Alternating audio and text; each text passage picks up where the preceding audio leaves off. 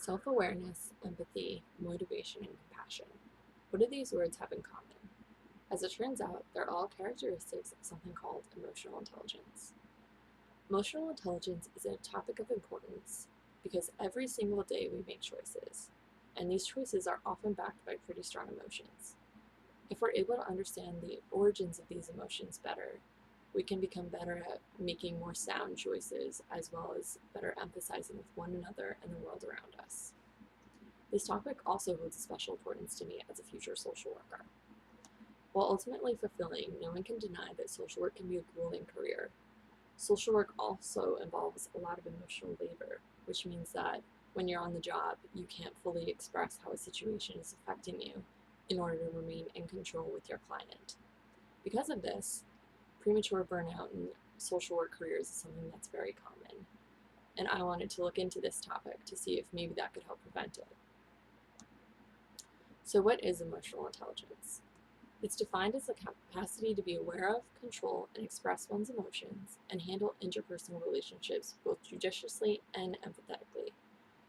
Ultimately, understanding where our emotions come from can help with the goal of being more present and mindful as opposed to being disconnected, as so much of society is today. So, in this speech, I'm going to go over three important topics. The first is how to cultivate emotional intelligence. The second is to discuss how emotional intelligence is important to the workplace. And the third is emotional intelligence as a key to building something called self-efficacy.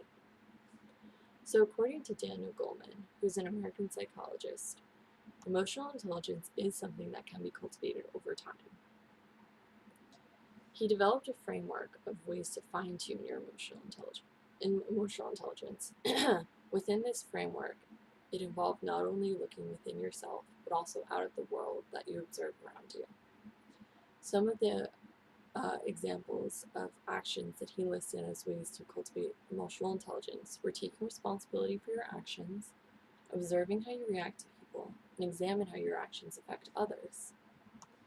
These are all important to note in order to better interact with the world around us and with ourselves.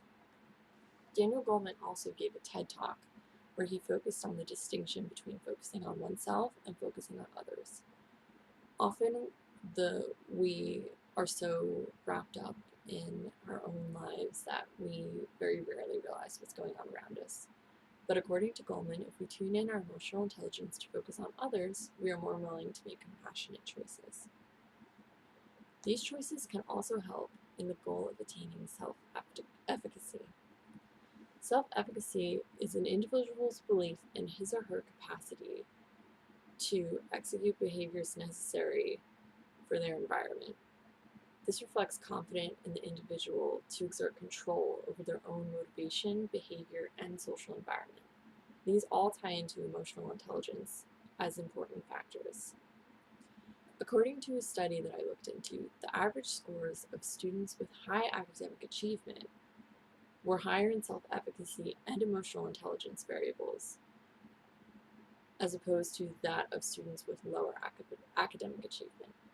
What this means is that by cultivating emotional intelligence and self-efficacy, students were able to bring their grades up because they believed that they had control over it and that they could succeed. What self-efficacy requires is adaptability and initiative, and so does emotional intelligence.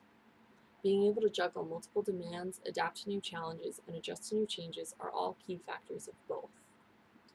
Your initiative is your competency to seize challenges and turn them into opportunities.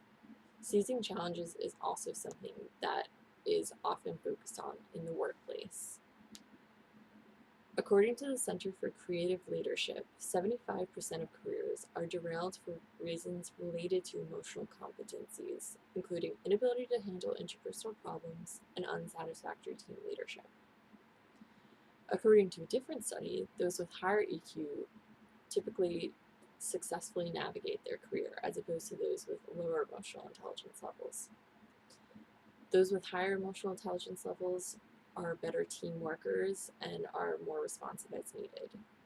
The same study found that a lower level of emotional intelligence can be detrimental to the workplace. At its worst, it can be seen in bullying and harassment, whereas a high emotional intelligence will demonstrate flexibility in the workplace.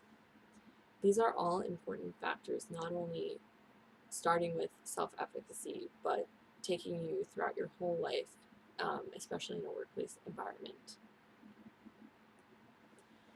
Emotional intelligence overall is an important skill to fine-tune. It aids us in the goal of being more compassionate and present-minded. As I said before, it helps build self-efficacy and makes us stronger and more motivated in the workplace. Now that you have the information on emotional intelligence, use it to apply to your own life. Practice establishing more mindful behavior, and examining yourself and the world around you. To close, I took a quote from psychologist Daniel Goleman. According to Goleman, if your emotional abilities aren't in hand, if you don't have self-awareness, if you are not able to manage your distressing emotions, if you can't have empathy and have effective relationships, then no matter how smart you are, you're not going to get very far.